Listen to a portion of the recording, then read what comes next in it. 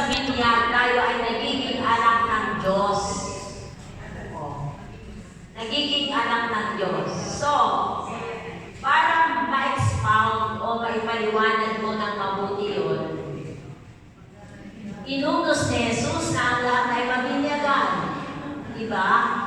Ang hindi mabinyagan, ang lahat ay kailangan ipapaliwanag mo, ano ngayon ang binyag muna? Ano yung binyag? Ito ay isang sakramento. Diba? Ito ay isang sakramento itinatag ni Jesus.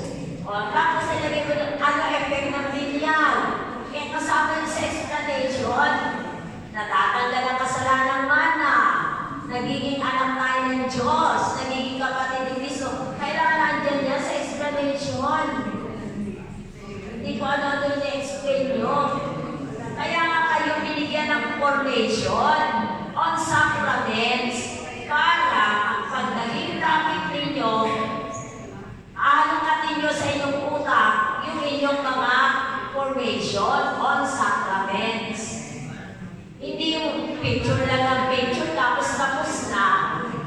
Ay gagamitin po ninyo yun sa inyong evening. So, doktrina yun, doktrina mga turo ng simbahan yun.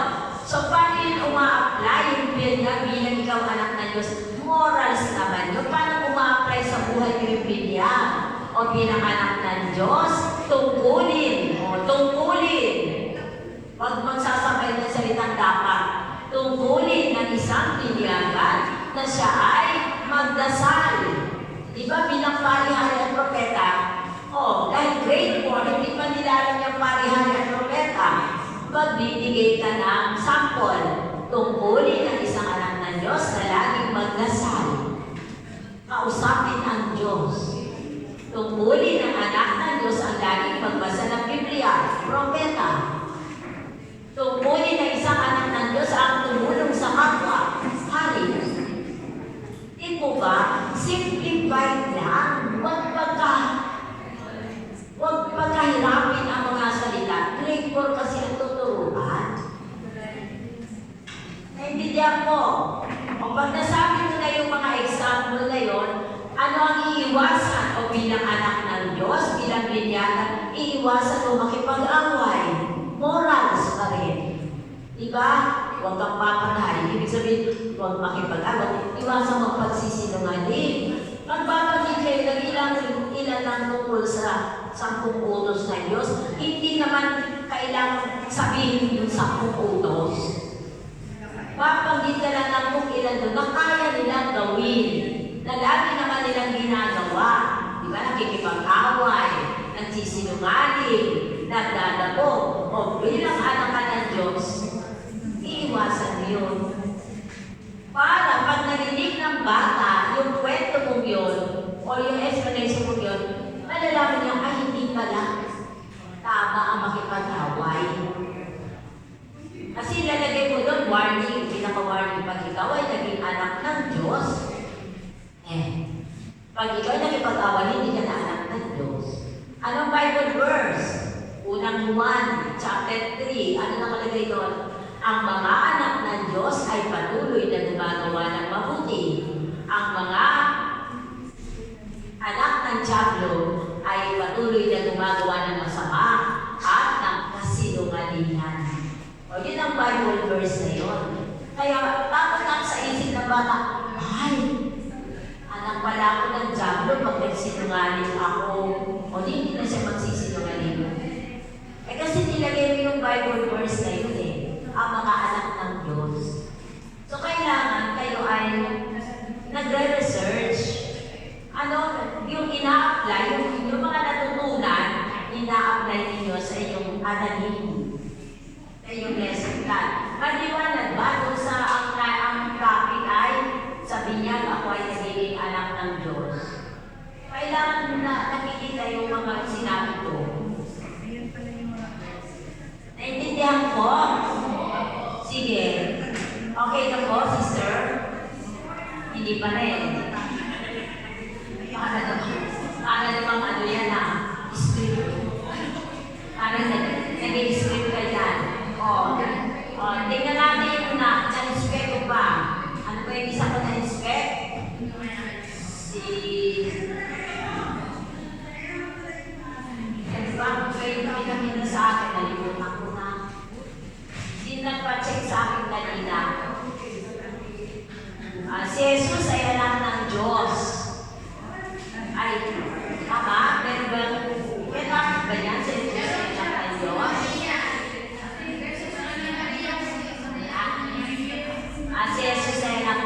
Maria. Kala ko si Jesus anak ng Diyos. Magkaibang pa kasi yun. Si Jesus ay anak ni Maria. Ipapakita naman ninyo doon paano nanganak si Maria, paano niya pinanganak si Jesus. Kasi pag doon sa topic si Jesus ay anak ng Diyos, ipapakita niyo yung mga miracles of Christ na pagpapatunay na siya ay anak ng Diyos. O, naintindihan? O, sige. Meron pa. Meron ako isang topic na search kanina. Pamilya, yun. Ang simbahan ay isang munting pamilya. O, di ba, chinek ko yung kanina? O, paano yung... So, saan nakapokus yung inyong topic? Saan nakapokus kung pamilya? Sa pamilya, siyempre, at saka saka, paano magiging, ano siya, aturo siya ng simbahan. Ano bang itatapin mo doon?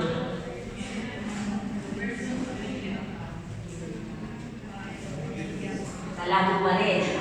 Okay. Pag ang paksa ninyo, ang pamilya ay isang munting simbahan, dalawang focus ng inyong topic. Pamilya as tao and pamilya as family of God. Simbahan kasi yun. Kailangan talaga malinaw sa isip ng katikista yung kanyang ipapaliwanag.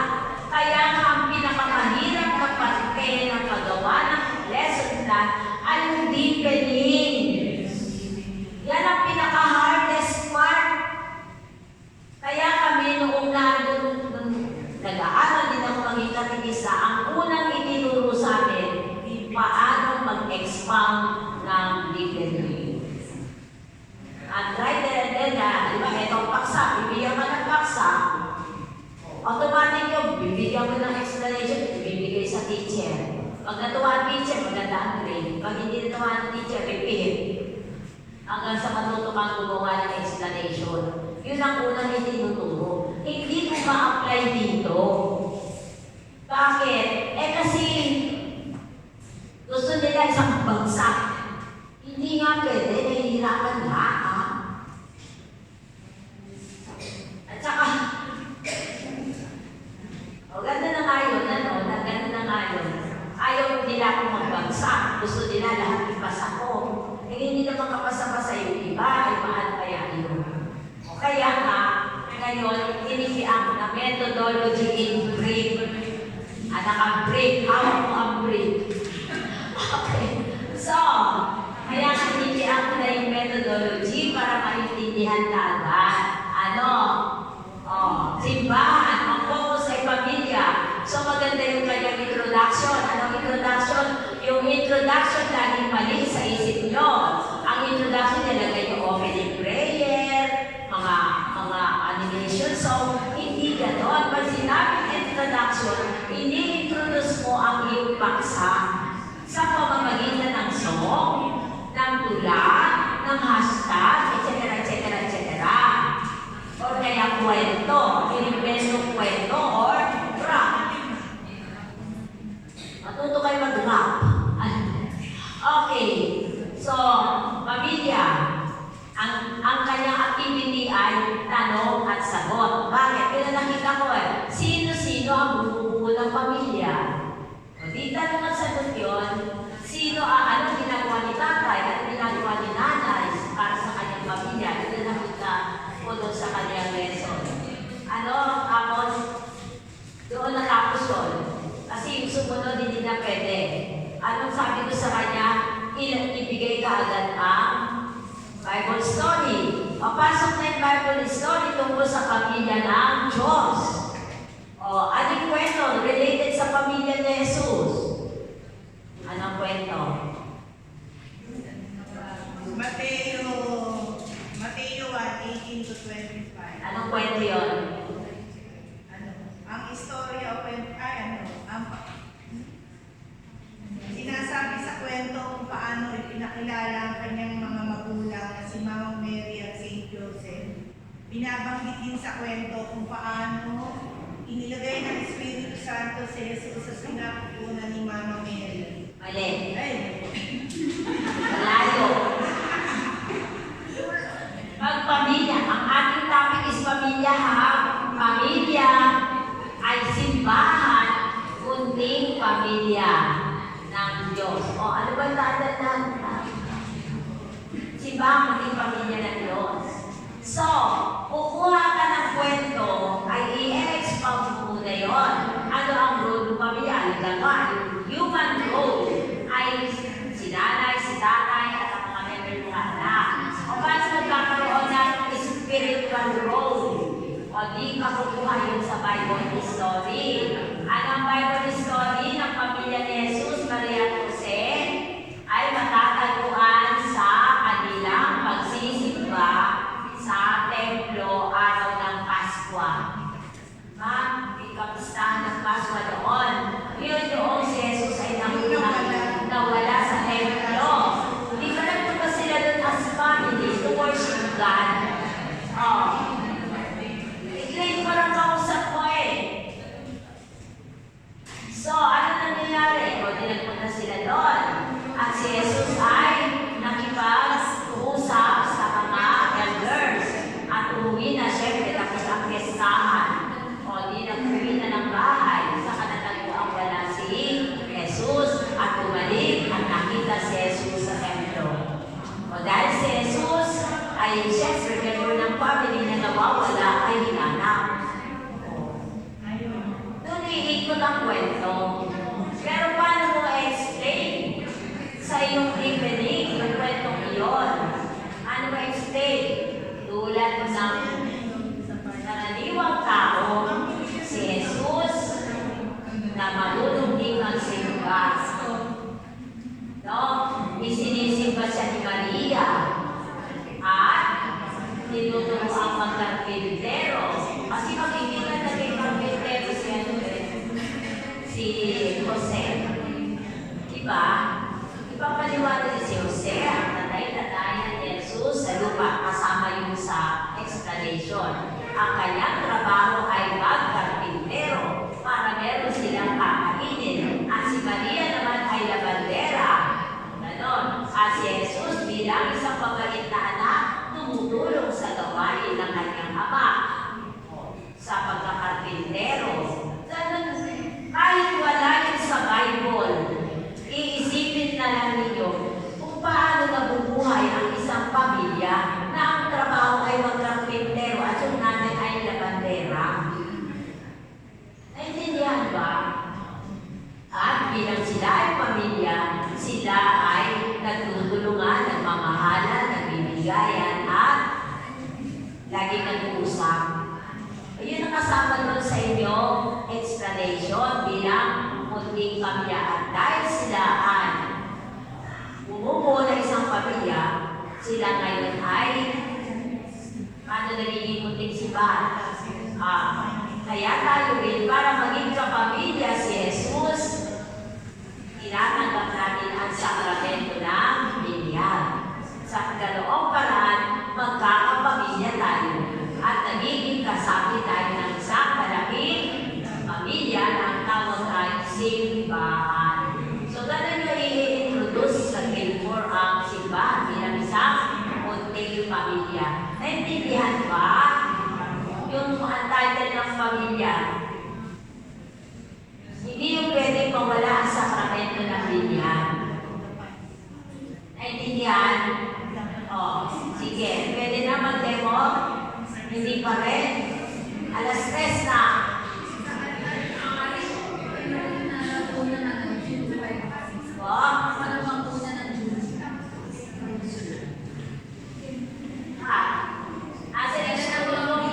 Asa yung sumunod kong ano? Asa yung sumunod kong kinorek?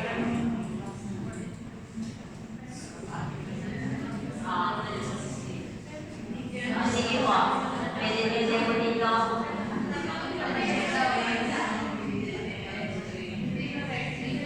Asa yung kinorek ko? Kinorek ko yun.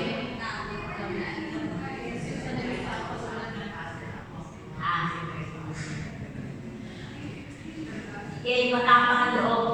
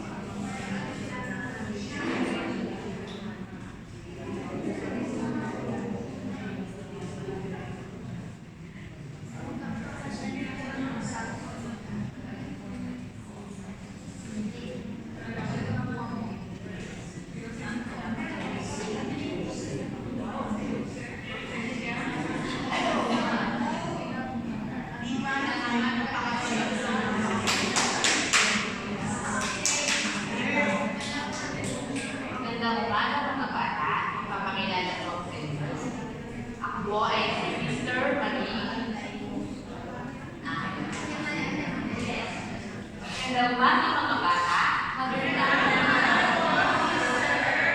Ako ay si Sister Marie ang magtuturo sa inyo about sa religion.